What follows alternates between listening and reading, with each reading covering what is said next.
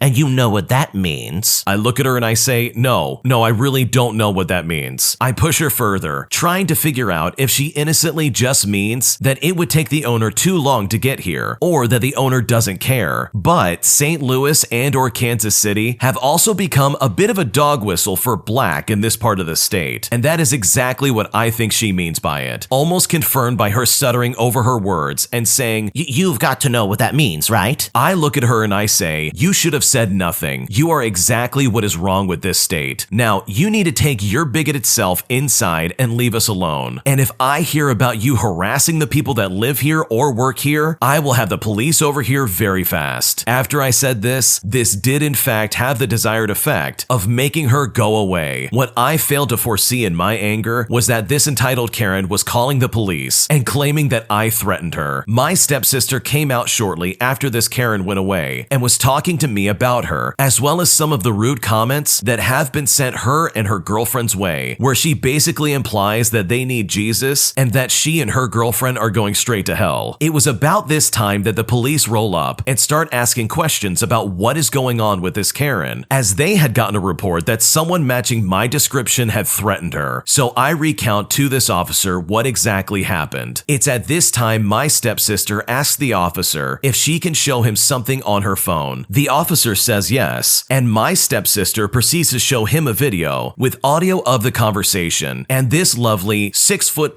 tall police officer that is also African American also picks up on the unspoken meaning of St. Louis owners. And if that wasn't enough to upset this police officer, my sister then proceeds to show him videos of this entitled Karen's harassment towards her and her girlfriend, saying stuff like, y'all can go inside, but don't go far. I'll be right back. So with all of that in mind, and us not wanting to miss out on the action, we gathered round the side window that allows us to overlook this entitled Karen's front door. This police officer marched up to her door and gave it 3 booming knocks against the door before waiting for this entitled Karen to come out. Unfortunately, he did not have the conversation on the porch with her, but I will say this, even with all of her doors and windows closed, we could hear the officer's raised voice. He came back about 5 minutes later and told us that he warned her to leave us alone and to stop harassing us. Before leaving, he gave my stepsister his card and said that if she acts up again, to give him a call and he will get us a no contact order and charge her with harassment. It's been 4 days, and this entitled Karen won't as much as look in the direction of anyone in the house, so hopefully that is the end of it. This entitled Karen really is a horrible person. First off, she's just completely racist, there's no other way putting it, but also incredibly discriminatory towards this woman and her girlfriend. Like, literally leave people alone. They're not doing anything wrong, and they have not harmed anybody in the process. If this entitled Karen literally just minded her own business, none of this would have been an issue, and it's all just self-inflicted problems. So good for this original poster and their family stepping up and proving that this racist Karen definitely needs to be put in her place. And hopefully hopefully in the future, nothing like this ever happens again, because the people in this story don't deserve it. And if anything, they really do deserve better neighbors. My girlfriend refuses to renegotiate our living expenses because she doesn't trust me with money, and I honestly don't know what to do. My girlfriend and I have been together for 4 years and moved in together after we both got jobs upon graduating from college. At the time, 2 years ago, we both got about the same wages, about $50,000 a year, so we agreed that we would split our shared living expenses. So stuff like food, utilities, rent, pet expenses, it was all 50-50, which was completely fine. I was still fine to pay for date stuff, like going out to get dinner or to an event or something like that, but our general stuff that we need to live would be split between us. Then a year ago, I got a raise at my job, so now I was making about $62,000 a year. We agreed that since I was now making a little bit more, it would then be fair for me to pay a little bit more in our living expenses. So we changed it where I would pay 55% and she would pay 45%. I didn't have any real problem with this either. I thought it was fine. After doing this system for a while, my girlfriend got a new job about a month ago. Her new salary was $85,000 a year, which is way more than what it was before and way more than what I make. I was happy for her and everything like that. But obviously, about a week into her new job, I asked if we could renegotiate the splitting of our expenses, since now she was making substantially more than me. She kind of dismissed me at that point and was like, "Oh, we can talk about it later. I'm all stressed out and adjusting to the new job, and I just need time to relax before we figure this out." I said that's fine, and I figured I would bring it up again maybe later. Another week or two went by, and I brought it up again, and she dismissed me, saying she didn't want to deal with that right now. Last night, I decided to bring it up once again, since it has been a whole month, and I figured we should just settle the issue, since I am still paying more than her, even though she makes a lot more than I do now. I sat down with her and said that we should talk about it, and she immediately got defensive and kind of snotty. I said to her that I was happy to pay a little extra when I got a boost in my income, so it's only fair for her to do the same thing, since she is now making a lot more money, and she's making more than me. I know we both make enough money, and we're not gonna go broke if the other person doesn't pay their fair share, but it is still important to me that we are contributing what we are able to contribute to our combined well-being. She then said that she shouldn't be penalized for making more money by earning her new job, and also saying that I'm just being really greedy by trying to get out of paying my fair share of things. Her argument was that I should be happy that she got her new job, but supposedly the only reason that I'm acting happy is because it gives me an opportunity to get money out of her. She then told me that I am untrustworthy with money due to a history of bad decisions with it. Now, what she's referencing here is that when I was 19 years old and I had my first job during the summer, I made a solid amount of money and I proceeded to blow all of it on some stock that didn't play out well. So in total, I lost about $3,000. It was dumb, I regret it, but I was 19 years old and I never had any money before. But you know what? I now know better. So for her to use something that happened years ago when I was basically still a dumb teenager and throw that in my face as a reason that I'm untrustworthy with money is honestly very offensive. She argued that if I use more of my income on living expenses, I will have less opportunity to throw it away on stupid things like stocks or things that we don't need. So she is pretending to protect me by making sure I don't have as much money. I tried to argue that I am responsible now and would never waste money to that extent, and that she is being unreasonable, but she was not having any of it and refused to change the terms of our finances. Is there anything I can do here to change her mind on this matter? Is there any way I can convince her, either directly or indirectly, that we need to divide our finances up more fairly? I'm not exactly poor, but it feels like garbage knowing that I am paying way more than I should on living supplies, and I honestly don't know what to do. The way your girlfriend is acting is absolutely unfair. So she was eager to increase your amount that you have to pay when you got a raise, but suddenly when she gets a raise on a job and lands something where she's making literally $20,000 more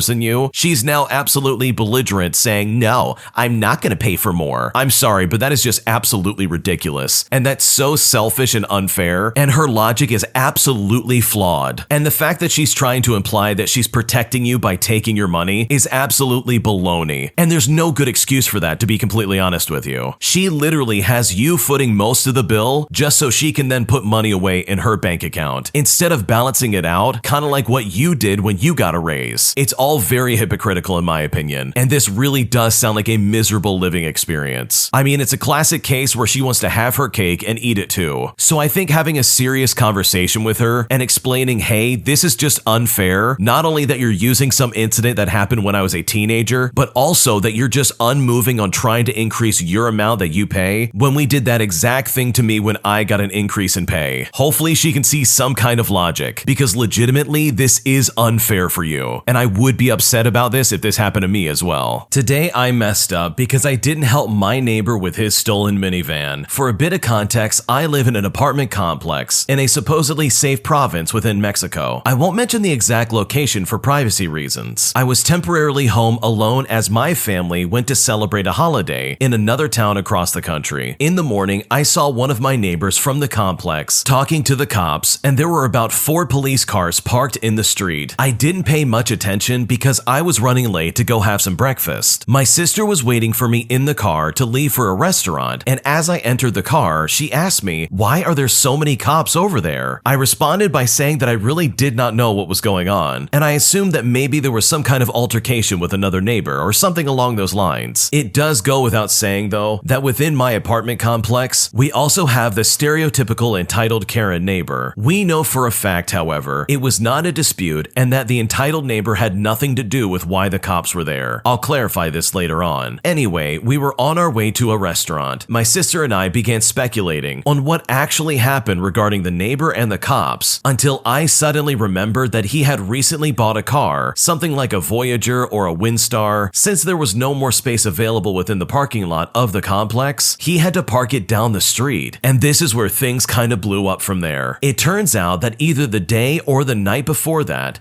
vehicle was stolen. I had no idea how it happened because that same day, I had actually attended a concert, which eventually ended late in the night, and I was a bit under the influence and tired, to be honest. So I thought it was some other vehicle that was left to rot in the street on purpose. I didn't pay attention either, but I remember prior to that incident, I saw that neighbor starting the car as he was driving away. I remembered it just on the spot. That's when I came to realize what finally happened when talking to my sister. Now, here comes the namesake of this story. Fast forward to 3 days ago. My mother was back from her trip, and I talked to her about the subject, and then she later told the neighbors about it. The car theft was further confirmed on the spot, and in addition, he had actually filed a police report at the time. But here's the nastiest part of all of this. Over the course of these weeks, not a single neighbor had said a thing or supported the victim regarding the piece of garbage who stole the car. We actually had a WhatsApp group of the neighborhood, but nobody said a thing either. Also, we had a third neighbor who had installed CCTV around the outdoors, as well as the parking lot and the sidewalks, and he didn't do anything about it either. He may have had any footage that could serve as evidence on who was the idiot who did the deed, but again, he kept quiet about the matter. But of course, like you would expect, when it comes to staying alert to everything a neighbor does, for the sake of getting gossip, they're more than prepared for that. I'm disappointed in the matter, and I came to the conclusion that my neighbors are absolute jerks, and they are just indifferent, and would leave you to pass away if that was the case, treating your potential issues as if nothing ever happened, and it's honestly all very disgusting. This is a really unfortunate situation, because it sounds like the guy who had his car stolen lives in a neighborhood where their neighbors do not care about them. They would literally just watch it all get taken away from him and say nothing instead of stepping in and helping, and unfortunately, that includes the original poster. I mean, if I had any kind of information about how my neighbor's car got stolen in the middle of the night, I would definitely say something. And this is especially true for the guy who has literal footage of the outdoors and probably has something that could help. I mean, why would you just be so indifferent and not get involved in some kind of way? Maybe they're just not friendly in that way, and maybe there really is no camaraderie or any neighborly behavior that you would expect even at a base level in that complex. That must really suck to live there, and hopefully that guy's able to figure out what happened to his minivan, because I can only imagine the nightmare he's currently dealing with. Today, I messed up by allowing my jealous cousin to use my laptop. My cousin, who we'll call Mark, that's not his real name, has always been financially better off than I am. He always was able to go on vacation, he always had the nicest clothes, and always had the nicest things, and a part of me really resented him for that. So my birthday was over a month ago. My mom has saved up for months to buy me a MacBook Air. When I got it, I was so happy. You guys don't understand. I had never received anything more expensive than $50 max. I don't blame my mom for for it. I have siblings and she's a single parent. I've used the laptop to draw, play Minecraft, watch movies, everything. I absolutely loved it. Well, my cousins were staying over for the holidays coming up. Thanksgiving at my house is basically a Christmas. We put up the tree and pick out names for Secret Santa. My cousin was already angry that I had received a laptop for my birthday and he didn't. I was humble about it and I didn't rub it in or anything. I just posted on social media, and instead of my private story, I posted it on public. Well, all of this boiled down to today. Mind you, we hadn't really said anything to each other. I kept my distance because we would usually end up arguing. This guy acts like anything he says is facts and never checks actual resources and gets his information from TikToks. He came to me rather nicely, which is where I messed up. I should have known something was up. He asked me to use my laptop in order to watch Netflix. It's the Christmas season, so I was feeling nice in that moment, so I just let him use it. I kid you not